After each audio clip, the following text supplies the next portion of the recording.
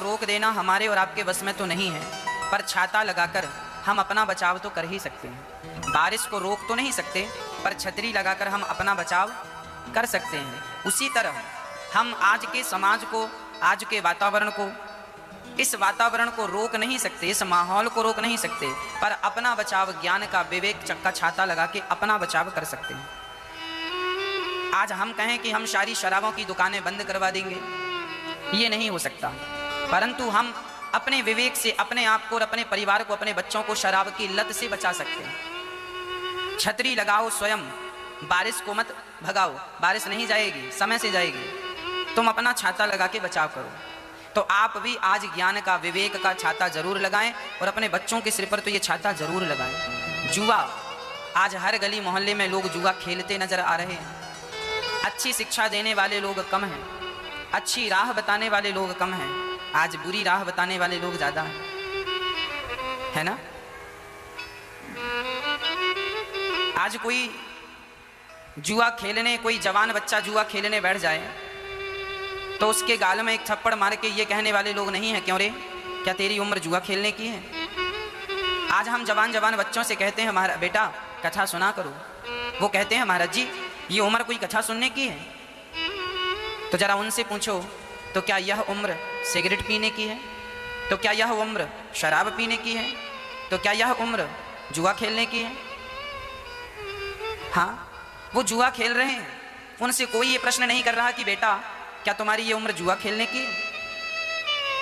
बेटा क्या तुम्हारी यह उम्र शराब पीने की है? यह सवाल करने वाले लोग नहीं हैं। आजकल बच्चे ही सवाल कर देते हैं, ये उम्र कोई कथा सुनने की है? इसलिए आज का जो वातावरण है, हाँ, जी रहे हैं लोग कैसे आज के वातावरण में, नींद में दिन डूब जाता, रात जाती जागरण में, जी रहे हैं लोग कैसे आज के वातावरण में, नींद में दिन डूब जाता। आजकल ना लोग दिन में सोते हैं और रात भर जागते हैं। नींद में दिन डूब जाता, रात जाती जागरण में, जी रहे हैं लोग कैसे आज के वातावरण में।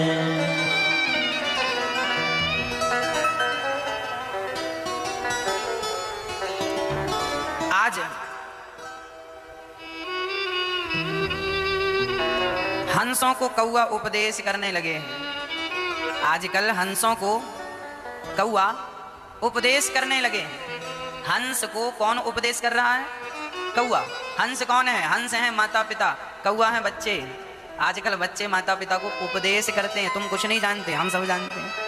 आज हंस को कौआ उपदेश कर रहे हैं, है ना। क्यों? नींद में दिन डूब जाता, रात जाती जागरण में, जी रहे हैं लोग कैसे आज के वातावरण में। इसलिए कहा करता हूं कि आप विवेक से काम लें। जुआ, शराब, इन बुरी आदतों से हम अपने आप को, अपने बच्चों को जितना जल्दी हो सके बचा लें। कलयुग का पहला ठिकाना है द्यूतम पानम। जहां जुआ है वहां कलयुग है। अब देखो ना, जुआ खेलने वाले केवल अपना ही नुकसान नहीं करते, अपने परिवार का, अपने बच्चों का, सबका ही तो नुकसान कर रहे हैं। ये भला फायदा कर किसका रहे हैं? इसलिए आप मत ये बुरी आदत डालिए, है ना। आप तो केवल सिद्धांत बनाइए कि हमें और हमारे बच्चों को, अपने परिवार को बचाना है इस बुरी आदत से। द्यूतम, जुआ खेला था कौरवों ने, सर्वनाश हुआ। आजकल लोग मोबाइल पर जुआ खेल लेते हैं। 4 लोग नहीं मिलते तो मोबाइल पर ऐप डाउनलोड कर लेते हैं, उस पर जुआ खेल लेते हैं। मतलब कुल मिला के बुद्धि भ्रष्ट हो ही गई है। हाँ, कहाँ? मैंने बहुत पहले एक कथा सुनाई थी, फिर सुनाने का मन कर रहा है। एक बार बीरबल और अकबर का दरबार लगा था। बीरबल और अकबर बैठे थे। अकबर बोला, बीरबल आज हमने एक सपना देखा। आज हमने एक सपना देखा। हाँ हाँ, क्या सपना है बताओ? बोले, आज हमने सपना देखा है कि, अकबर ने कहा, आज हम सपना देखे हैं कि हम शहद के कुएं में नहा रहे हैं और तुम मलमूत्र के कुएं में नहा रहे हो। गंदा कुआं था, मलमूत्र भरा था, तुम उसमें नहा रहे हो और हम शहद के कुएं में, सपने में। अकबर बीरबल को हमेशा नीचे दिखाने की कोशिश करता था, पर बीरबल इतने चतुर थे कि जवाब क्या दिया। अब भरी सभा में सब हंसने लगे। अकबर ने तो शहद में नहाया और बीरबल मलमूत्र में नहा रहा था। अब बीरबल उत्तर दे रहे हैं, सरकार सपना हमने भी देखा है एक। क्या सपना देखा? बोले, आप शहद के कुएं में नहा रहे थे और हम मलमूत्र में नहा रहे थे, पर जब हम दोनों ऊपर आए तो हम आपको चाट रहे थे, आप हमें चाट रहे थे। हम भले मलमूत्र में भीगे थे पर चाट रहे थे शहद, और तुम भले शहद में डूबे थे पर चाट रहे थे मलमूत्र। यही दुर्गति हमारी है। आज शहद क्या है? भगवान की कथा, भगवान का नाम, भगवान का चिंतन।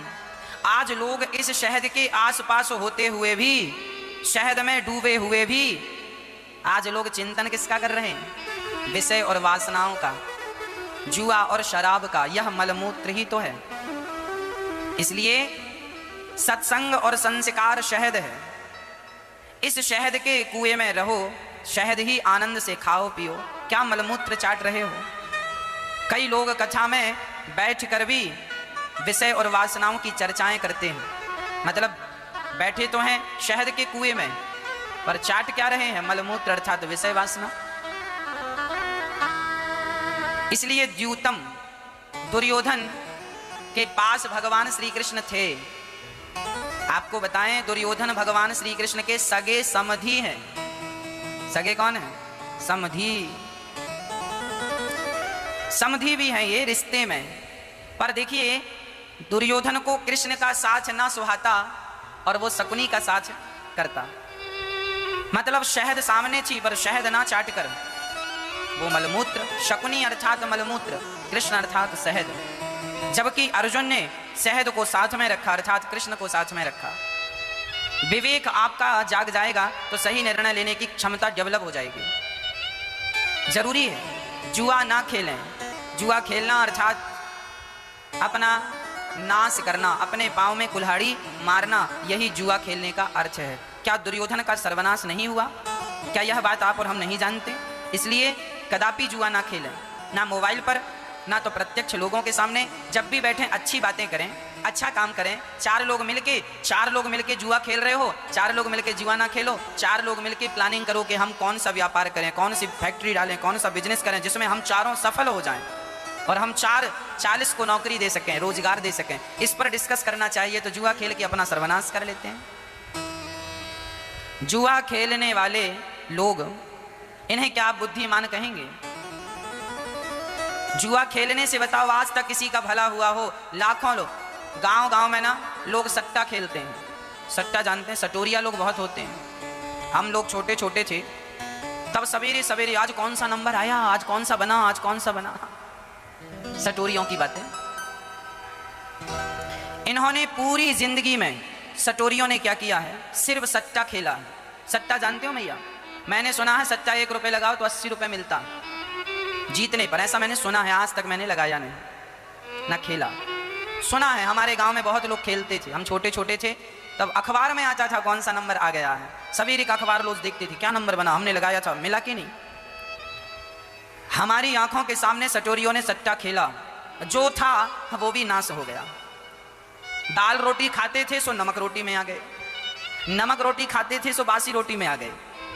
मतलब उनको लगता है कि सट्टा जुआ खेलने से वो लखपति हो जाएंगे, तो यह उनकी सबसे बड़ी बेवकूफ़ी है। समझा दो इन बेवकूफ़ों को। सट्टा और जुआ, इन लोगों से आज तक कोई बड़ा आदमी नहीं हुआ, बल्कि व्यक्ति तबाह ही हुए हैं, बर्बाद ही हुए हैं। पर अपनी बर्बादी सुनाएं किससे, कहें किससे? जिससे कहेंगे वही हंसेगा, बेवकूफ़ मानेगा। तो अपनी बेवकूफ़ी का रोना भी तो नहीं रो सकते ये लोग। समझा दो इन लोगों को, पाँव में कुल्हाड़ी ना मारा करो। जो पैसा तुम सट्टा और जुआ में लगा रहे हो, केवल पैसा नहीं लगता, दिमाग भी लगता है, समय भी लगता है। वही समय वही दिमाग अपने आप को कामयाब होने में लगाया होता, सच कहता हूँ आज आप कामयाब व्यक्ति हो गए होते। बहुत कुछ कर लिया होता, अपने लिए, अपने बच्चों के लिए, अपने समाज के लिए, अपने देश के लिए, अपने गाँव के लिए कुछ कर लेते। तो जुआ ही खेलते रहे, सट्टा ही खेलते रहे। द्यूतम, जुआ खेला कौरवों ने, सर्वनाश पानम। पानम बोले तो शराब। शराब की भी बड़ी लत गंदी लगती है। लोग शराब बहुत पीते हैं आजकल के बच्चे। समझा दो शराब ना पिया करो। शराब ने भी घर उजाड़े ही हैं, घर बसाए हों तो बता दो। हमारे हिंदुस्तान में लाखों माताएं ऐसी हैं जो अपने पति के शराब पीने से परेशान हैं। मंगलसूत्र बिक गया, घर के बर्तन बिक गए, केवल पति शराबी है, इसलिए उस महिला का जीना मरना एक जैसा है जिसका पति शराब पीता है। शराब पीने वाली की पत्नी की हालत सुनेंगे तो आपको रोना आ जाएगा। ऐसा लगता है वो इस संसार में नहीं, नरक में रह रही है। जब मन करता है उसका पति उसे थप्पड़ मार देता है, जब मन करे अपमान कर देता है, जब मन करे गाली दे देता है। क्योंकि शराब पीने पर व्यक्ति शून्य हो जाता है, जीरो है ना। शराबी है, उसे नशा में पता नहीं कि मैं क्या कह रहा हूँ। इसलिए प्रार्थना है शराब ना पिए आप। शराब ने सत्यानाश किया है। एक शराबी बता दो जो सफल रहा हो शराब पीकर। हमारे गांव में एक शराबी था है नहीं, चला। शराबी आदमी जल्दी मर जाता है, किडनी लीवर इत्यादि सब बिगड़ जाते हैं। एक शराबी था, बहुत पढ़ा लिखा था। उस जमाने में वह टॉप था, टॉप, उच्च कोटि की पढ़ाई उसने की थी। हम लोगों के पिता की उम्र का व्यक्ति था। हम लोग छोटे छोटे थे तब देखा करते थे।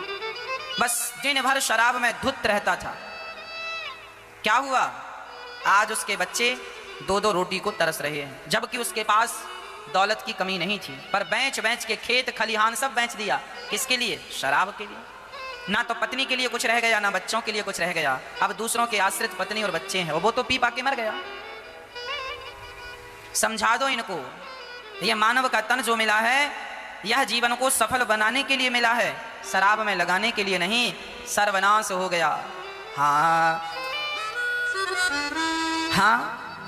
कोठी बंगले बने के बने रह गए, हीरे मोती जुड़े के जुड़े रह गए, पर शराब में मन लगा तो सब तबाह हो गया।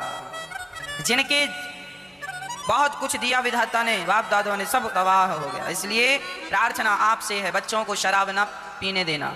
बच्चों को जब तक वो पूर्ण रूप से विवेकशील नहीं हो जाते, समझदार नहीं होते, तब तक बच्चों को अपनी नजरों के सामने रखा करो। पढ़ने लिखने गए हैं तो भी उन पर नजर बराबर बना के ही रखो। आजकल तो बेटी पढ़ने जाती है, माँ बाप को लगता है स्कूल में पढ़ रही है, कॉलेज में पढ़ रही है, हॉस्टल में होगी, बेटा हॉस्टल में होगा, पढ़ रहा है, लिख रहा है। बड़े बड़े शहरों में बच्चे पढ़ने गए।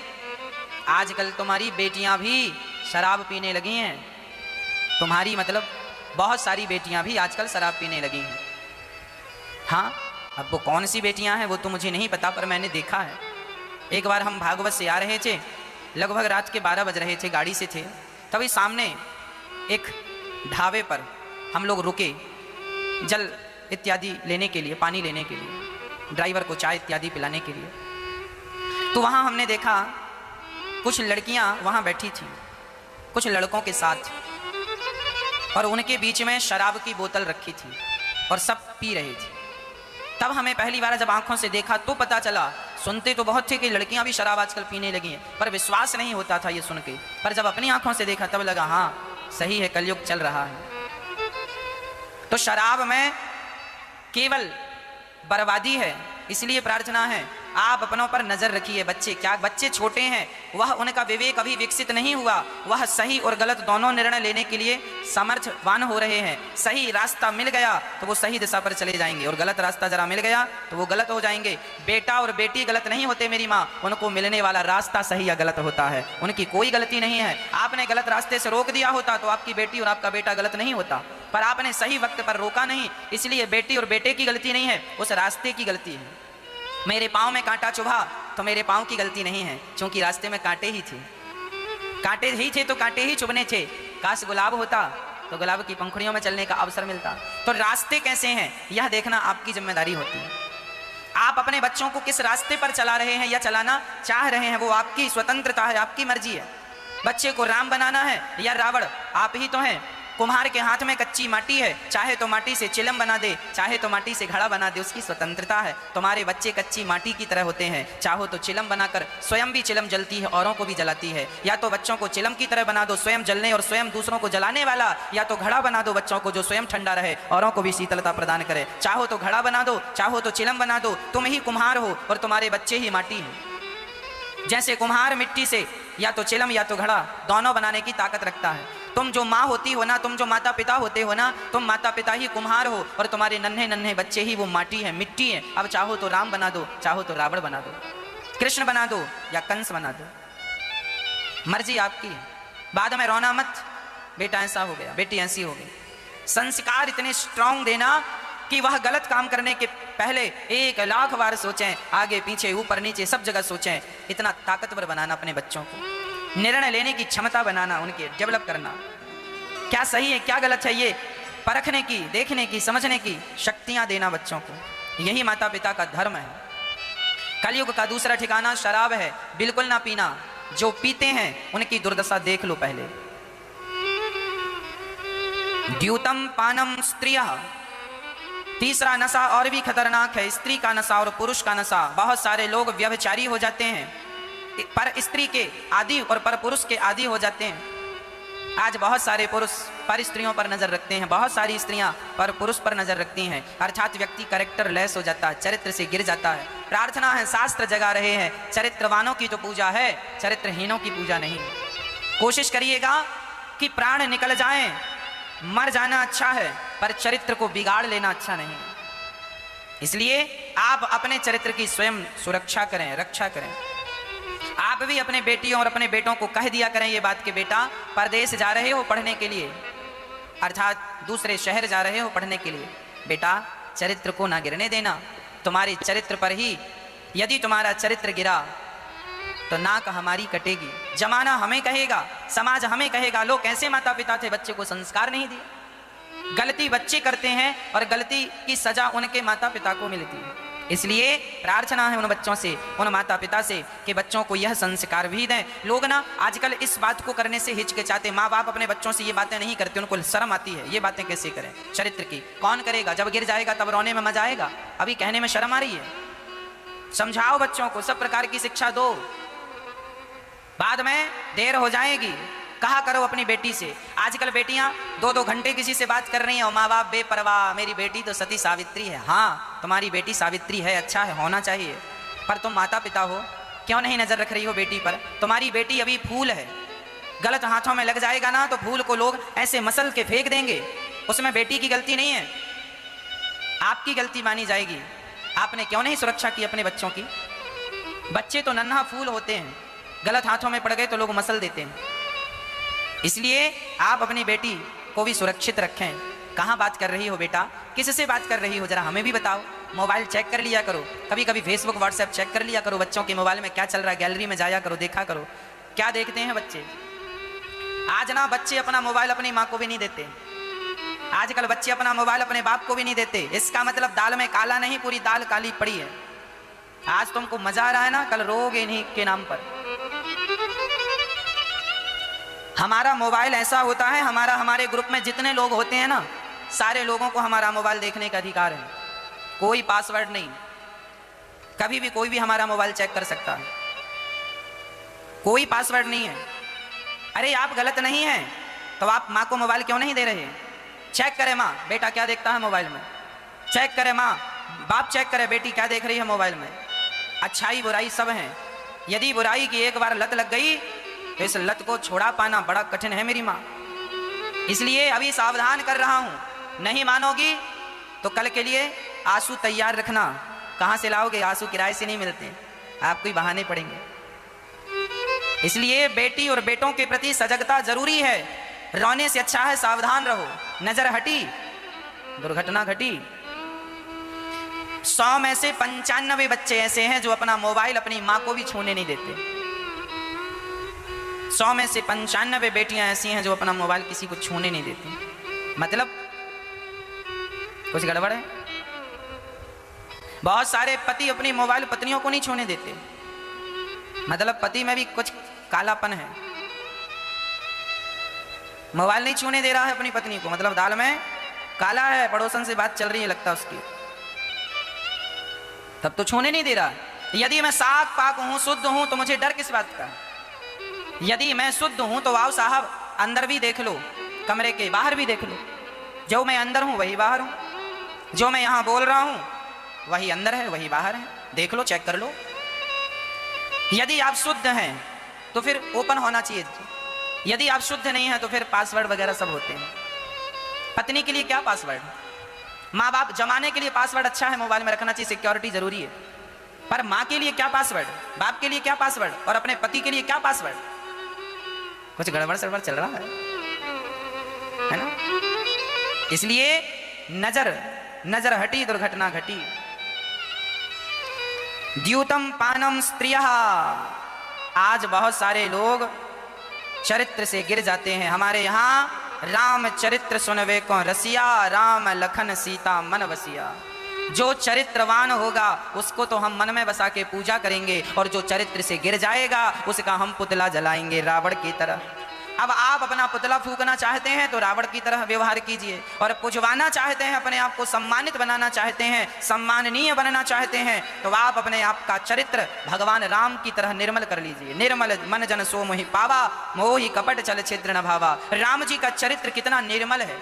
पराई स्त्री आती भी है सूपनखा जैसी तो राम जी देखने को तैयार नहीं है। अपनी पत्नी के सिवा भगवान राम ने कभी परनारी को देखा नहीं, देखा है तो माँ के रूप में, देखा है तो बेटी के रूप में, और देखा है तो बहन के रूप में। ऐसे राम, यदि आप ऐसे बन जाओ तो हम आपको भी भगवान कहने को तैयार हैं। इसलिए मेरी माँ समझा देना, मेरी बातें स्पष्ट होती हैं, किसी को बुरी लगे तो क्षमा करना, पर सच्चाई यदि हमने आज आपको दर्पण दिखा दिया तो आप साफ कर लेंगे कहाँ दाग लगा है, कहाँ कालापन क्या, सब ठीक कर लेंगे। पर दर्पण नहीं दिखाया तो वैसे ही चले जाएंगे, जमाना हंसेगा, देखो देखो मुंह काला है इसका। दर्पण देख के निकलो ना कि भाई कहाँ काला है।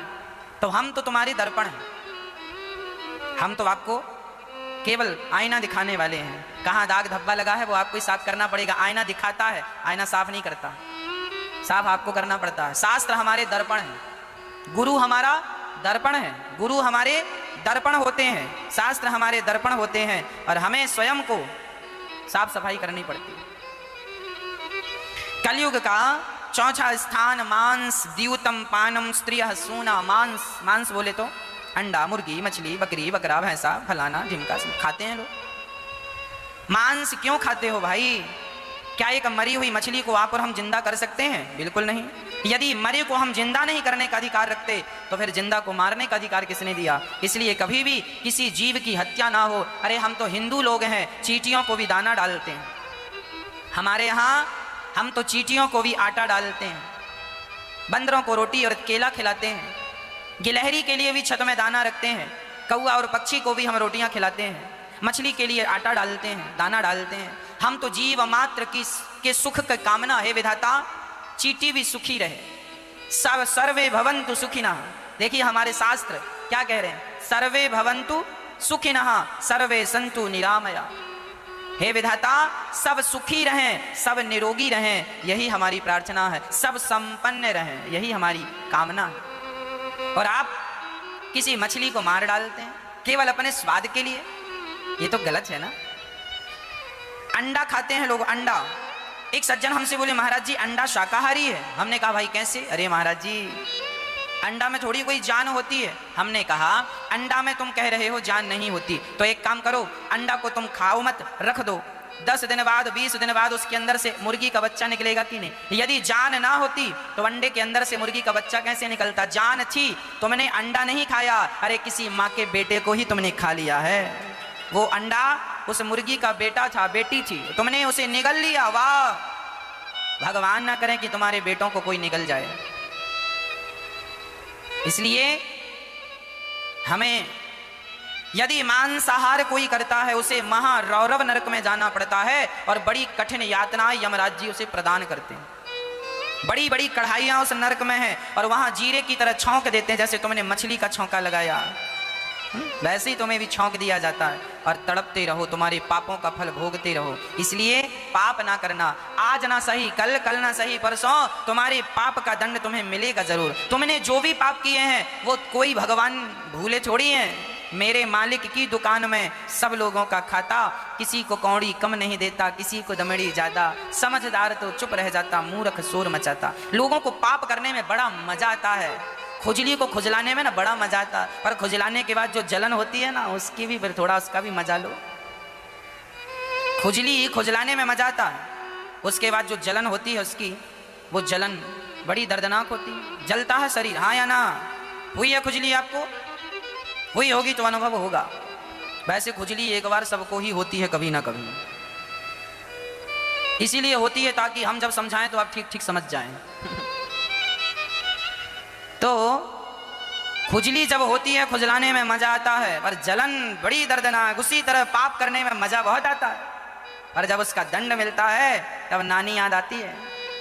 इसलिए पाप से बचना, नहीं तो परिणाम भयानक होगा। राजा परीक्षित ने प्रश्न किया है, गुरुदेव जिसे जल्दी मरना हो बताओ उसे क्या करना चाहिए? सुखदेव भगवान ने कहा, वरे आने से ते प्रश्न क्रतो लोक हितम नृपा। सुखदेव भगवान कहते हैं, राजन आपने बड़ा ही उत्तम प्रश्न किया। आत्मविद सम्मतः पुंसाम श्रोतव्यादिषु यः परा। जल्दी जिसे मरना है उसे नींद का त्याग करके जाग कर भगवत चिंतन करना चाहिए। श्रवणम श्रोतव्यः कीर्तितव्यस्य, अधिक से अधिक भगवान की कथाओं को सुने, अधिक से अधिक भगवान का कीर्तन करे, अधिक से अधिक भगवान का स्मरण करे। समय भगवान में गुजरना चाहिए, व्यर्थ की बातों में बकवास में नहीं गुजरना चाहिए। ज्यादा से ज्यादा हमें भगवान का चिंतन करना चाहिए और हमें ज्यादा हाय तौबा हाय हाय नहीं करना चाहिए। विधाता जितना दे दें हमें उतने में संतोष रख लेना चाहिए। देखो भाई, बात ऐसी है, करोड़ मिल जाने के बाद ना हमारी इच्छाएं होती हैं कि हम 10 करोड़ पाएं। 10 करोड़ मिल जाएं तो भी सोचो कि इच्छाएं पूरी हो जाएं तो पूरी नहीं। इच्छाओं का कोई अंत नहीं, इच्छाओं का कोई अंत नहीं है, इसलिए हमें संतोष रखना चाहिए। इच्छाएं आज तक किसी की पूरी हुई हो तो बताओ, बताओ एक व्यक्ति का नाम बताओ जिसकी इच्छाएं पूरी हो गई हो। इसलिए संतोष रखना सीखिए, संतोष रखेंगे तो आनंद मिलेगा। हमारे संत महापुरुष संतोष रखते हैं। आपके पास तो एक सूटकेस भर के कपड़े हैं, संतों के पास तो सवेरे पहन लेते हैं, उसी को धुलकर शाम को पहन लेते हैं, 2 जोड़ी भी नहीं होते, और फिर भी वो आपसे ज्यादा सुखी हैं, क्योंकि उनके भीतर संतोष चाहत है ही नहीं। अच्छा, दुखी वही है जिसे चाहत है, इच्छाएं हैं। चाह गई चिंता मिटी, मनवा वे परवाह, जिसको कछु ना चाहिए सो ही साहंसाह। इसलिए अपनी चाह मिटाओ। चाह जी से लगी जी जरा हो गया, चाह हरि से लगी जी हरा हो गया। चाह इनकी हमें हरदम चाहिए, और अगर ये चाहे हमें तो फिर क्या चाहिए। इसलिए चाह भगवान की हो। चाह किसकी हो माँ? भगवान की। वस्तुओं की चाहत क्या करना, क्या चाहत? सारी जिंदगी तुम्हारी चाहत में ही तो निकल गई। कौन सी इच्छाएं तुम्हारी पूरी हो गई? 100 साल की तुम्हारी आयु होने को आई, यदि 100 साल तुम्हें और मिल जाएं और भगवान कहें 100 साल और लेकर के तुम अपनी इच्छाएं पूरी कर लो, तो बताओ क्या उन 100 सालों में भी तुम्हारी इच्छाएं पूरी हो सकती हैं?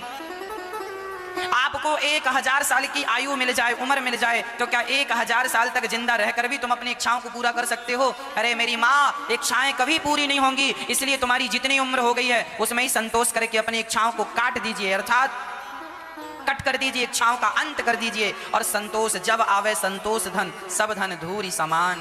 गौधन गज धन बाज धन और रतन धन खान।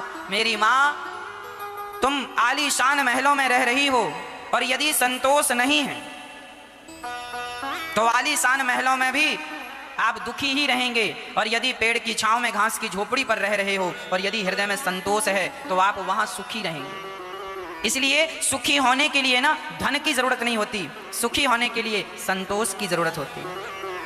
इसका अर्थ ये बिल्कुल नहीं है कि धन नहीं कमाना चाहिए, धन कमाना चाहिए, मेहनत करनी चाहिए, सफल अपने आप को बनाना चाहिए, पर जितना विधाता दे रहे हैं उसमें संतोष रख के खुश रहना चाहिए। पैसों के चक्कर में अपनी शांति भंग नहीं करनी चाहिए, पैसों के चक्कर में अपने वर्तमान को नहीं बिगाड़ना चाहिए। कई लोग पैसों के चक्कर में झगड़ा कलह लड़ाई क्लेश करके और कोर्ट कचहरी करते रहते हैं। आज जितने भी झगड़े हैं किस बात के झगड़े हैं साहब? पैसों के झगड़े हैं। कोर्ट कचहरी जा रहे हैं, परेशान हैं, रो रहे हैं, गिड़गिड़ा रहे हैं। क्यों गिड़गिड़ा रहे हो, क्यों रो रहे हो? ये तुम्हारी जो इच्छाएं हैं, इन इच्छाओं को सिकोड़ लेते कछुआ 5 चीजों को बाहर कर देता है, और खतरा देखता है तो 5 को सिकोड़ लेता है। कछुआ 2 हाथ 2 पांव और 1 गर्दन सिर आगे कर लेता, चलता ऐसे ऐसे, और जब देखता है कोई खतरा है तो 5 चीजें सिकोड़ के अंदर कर लेता। हाँ या ना? तुम भी कछुआ से सीखो, तुम भी अपनी इच्छाओं को सिकोड़ लो। ये तुम्हारी इच्छाएं जो बाहर की तरफ भाग रही है ना, ये अंदर की तरफ, बाहिर्मुखी मत बनो, अंतर्मुखी बन जाओ। जो संसार को देख रहा है यह बहिर्मुखी है, जो भगवान को देखने लगा है यही अंतर्मुखी है। जिसकी इच्छाएं अभी अनंत हैं वो बहिर्मुखी है, और जिसकी इच्छाओं का अंत हो गया है वही अंतर्मुखी है। अब आप देख लीजिएगा, बहिर्मुखी व्यक्ति दुनिया में कितना भी धनवान हो जाए पर वो दुखी ही रहेगा, और अंतर्मुखी व्यक्ति के पास कुछ ना हो पर वो संतोष के कारण सर्वदा सुखी रहेंगे। इसलिए सुखी होना है तो अंतर्मुखी बन जाइए। जितना चादर है उतना पांव पसारना चाहिए। हाय हाय, हमारा पड़ोसी करोड़ कमा रहा, कई लोग जल रहे हैं, मर रहे हैं पड़ोसी को देख देख के। तुम्हें क्या करना, पड़ोसी क्या कर रहा है? अच्छा है ना, वो कमा रहा है, वो सफल हो रहा है, तुम भी कमाओ, तुम भी सफल हो जाओ। जलने से क्या होगा? लोग जलते बहुत ज्यादा हैं। वो क्यों बढ़ रहा है, वो क्यों तरक्की कर रहा है? चलो हम तरक्की नहीं कर पाए तो हम उसका पांव पकड़ के खींच तो सकते हैं, लोग इसी में लगे हैं। खुद तरक्की नहीं कर पा रहे हैं, जो कर रहे हैं उनके पांव पकड़ पकड़ के खींचने में लगे, इन्हीं में उनका समय वेस्ट हो रहा है। यही समय वो अपने आप को सफल बनाने में लगाए होते तो कुछ % वो भी सफल हो जाते। लेकिन अब कौन समझाए इन मूर्खों को? इसलिए सुखदेव भगवान कह रहे हैं, सत्याम क्षेतौ किम कशिपो प्रयासैर बाहो स्वसिद्धे युपवर्हणे किम सत्यंजलौ किम पुरुधान्य पात्या दिग्वल्किलादौ सति किम दुकूले। ज्यादा हाय हाय नहीं, जब जमीन पर सोने से काम चल जाए तो पलंग के लिए प्रयास ना करें। जब भुजाओं को तकिया बना ले तो तकिए का प्रयास ना करें। अरे जमी पर लेट जाते हैं, सिराने हाथ रखते हैं, हम तो अपना तकिया बिस्तर हमेशा साथ रखते हैं। हम तो हर हाल में रहने को, जीने को तैयार हैं। हमारी आदत नहीं है, हम जमीन पर भी सो जाते हैं, पेड़ की छांव में भी सो जाते हैं, मिट्टी के ढेलों पर भी सो जाते हैं, अरे पत्थरों पर भी सोने की क्षमता रखते हैं। हम आदी नहीं है कि हम गद्दों पर ही सोएंगे। जैसे रखें राम जी रहना चाहिए, हम पहले से तैयारी बनाए हैं, जैसे रखें भगवान हम वैसे रहने को तैयार। हमारी आदत नहीं है कि हम यही करें, हम ऐसे ही रहें ना। आज हम ये कपड़े पहने हैं, कल हम टाट जानते हैं, बोरा जिसमें गेहूं चावल भरता है ना, बोरा, उस बोरे में ना 2 छेद कर लेते हैं, 3, एक ऊपर 2 बगल में, उसी को डाला, हाथ निकाला, चल पड़े राम जी संतों की तरह। आदि नहीं है कि हम यही कपड़े पहने, हमने कई बार बोरा पहन के भी चलना सीखा है।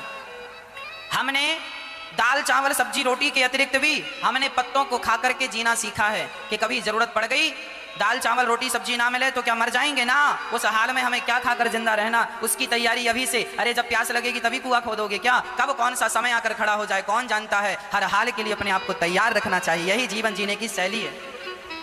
महाराणा प्रताप राजभवन में भी रहा करते थे, और जब दुश्मनों ने आक्रमण किया तो उन्हें जंगलों में घासों की रोटी खानी पड़ी, इतिहास के पन्नों में लिखा है।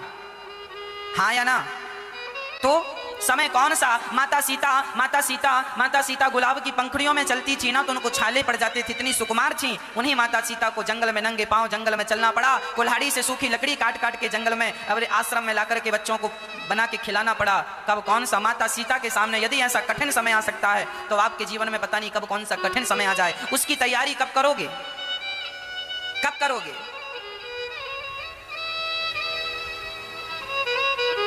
वही समझदार हैं जो हर परिस्थिति में रहने को तैयार हैं और हैप्पी। ऐसा नहीं कि हम रोज पलंग में सोते थे और आज जमीन में सो रहे तो नींद ही नहीं आ रही। अरे खुश रहो, हम तो हर हाल में प्रसन्न रहते हैं साहब, हर हाल में।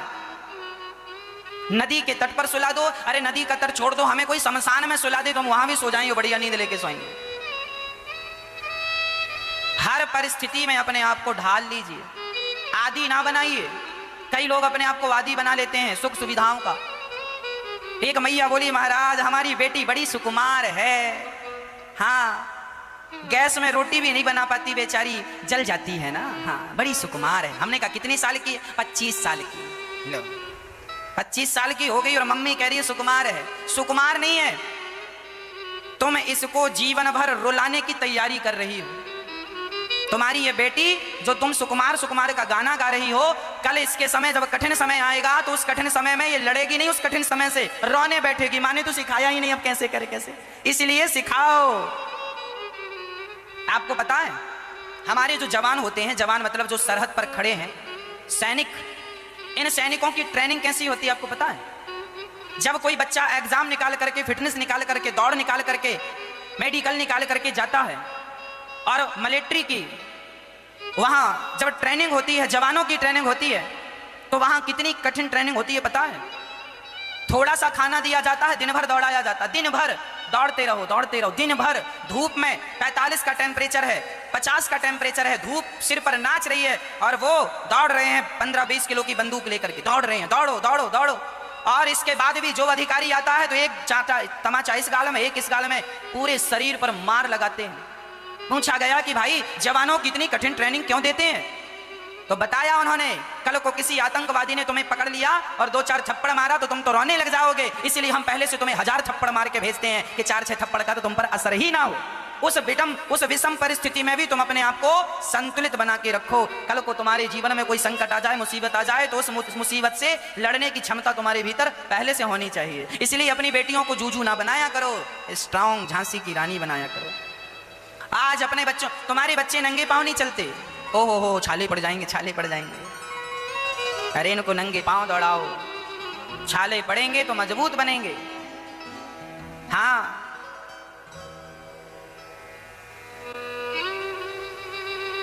इस दुनिया का सबसे प्रभावशाली पक्षी है बाज।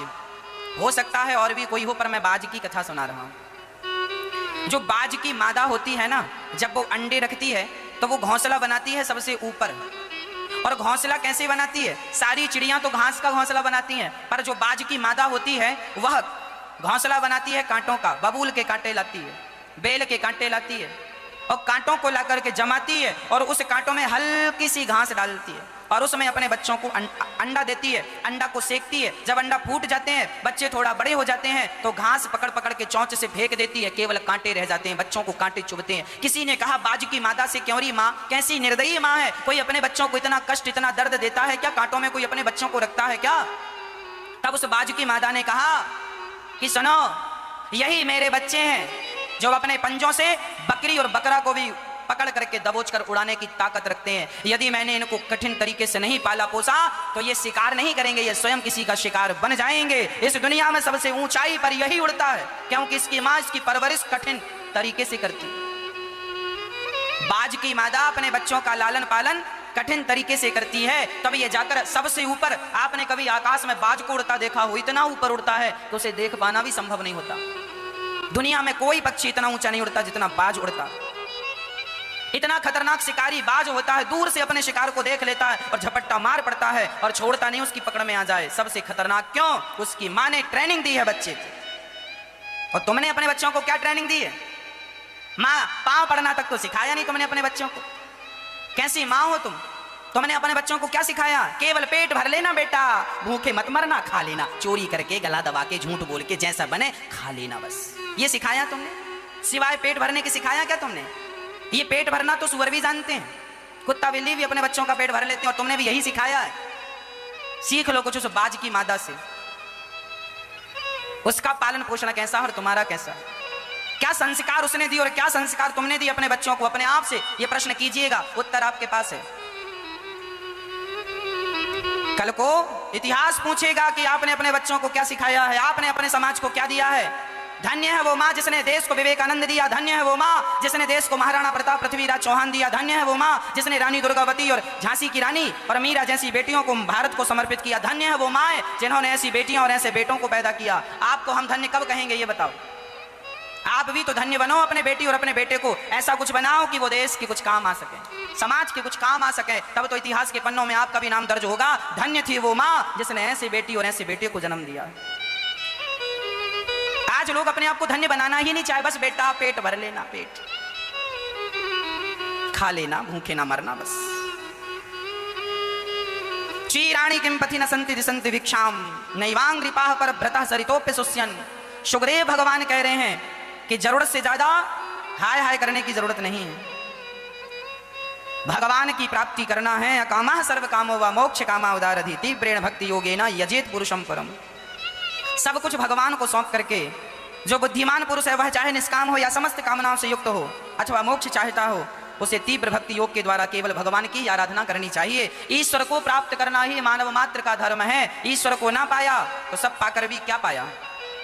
तरवाह किम न जीवंती, क्या वृक्ष जीवित नहीं है। वस्त्रः किम न स्वसंतुतः न खादंती न मेहंती किम ग्राम पशुओं परे। देखिए सुखदेव भगवान कह रहे हैं क्या वृक्ष जीते नहीं है, क्या लोहार की धोकनी सांस नहीं लेती, क्या पशु खाते पीते नहीं है। मनुष्य की तरह पशु भी मैथुन नहीं करते, ऐसा सुखदेव भगवान कह रहे हैं। सुखदेव भगवान ने भगवान को प्रणाम किया। नमः परस्मै पुरुषाय भूयसे सदुद्भव स्थान निरोध लीलया ग्रहीत शक्ति त्रतयाय देहिना मंत्र भवाया नुपलक्ष्य वर्तमने।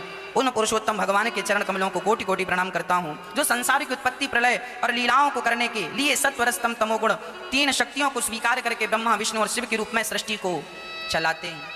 सुखदेव भगवान ब्रह्मा विष्णु महेश तीनों की वंदना करते हैं और वह तीनों को ही नारायण का स्वरूप मानते हैं। इसलिए हमें कभी भी ब्रह्मा विष्णु महेश पर संदेह नहीं करना चाहिए।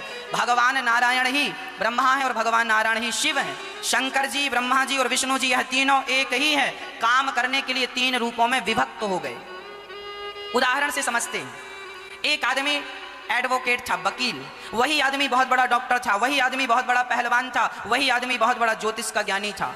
अब जब वो कोर्ट कचहरी में खड़ा होता तो लोग उसे वकील साहब कहकर बुलाते। जब वही आदमी क्लिनिक में जाकर बैठता तो लोग डॉक्टर साहब कह के बुलाते। वही आदमी जब अखाड़े में खड़ा होता तो लोग पहलवान कहते। वही आदमी जब ज्योतिष पत्र पंचांग लेकर बैठता तो लोग पंडित जी कहते। आदमी एक है पर काम चार करने से उसके नाम चार हो गए, चार ड्रेसअप भी हो गए। हाँ या ना, चार रूप हो गए कि नहीं, चार काम हो गए, चार रूप हो गए, चार नाम हो गए, पर व्यक्ति एक ही है। हाँ या ना। उसी तरह भगवान एक ही है। अनेक काम करने के कारण, अनेक रूप लेने के कारण वह एक ही अनेक नामों और अनेक रूप से जाना जाता है, पहचाना जाता है। जो शंकर है वही ब्रह्मा है और जो ब्रह्मा है वही नारायण है। ब्रह्मा विष्णु महेश ये तीनों एक ही हैं। इनमें कभी रत्ती भर अंतर समझने की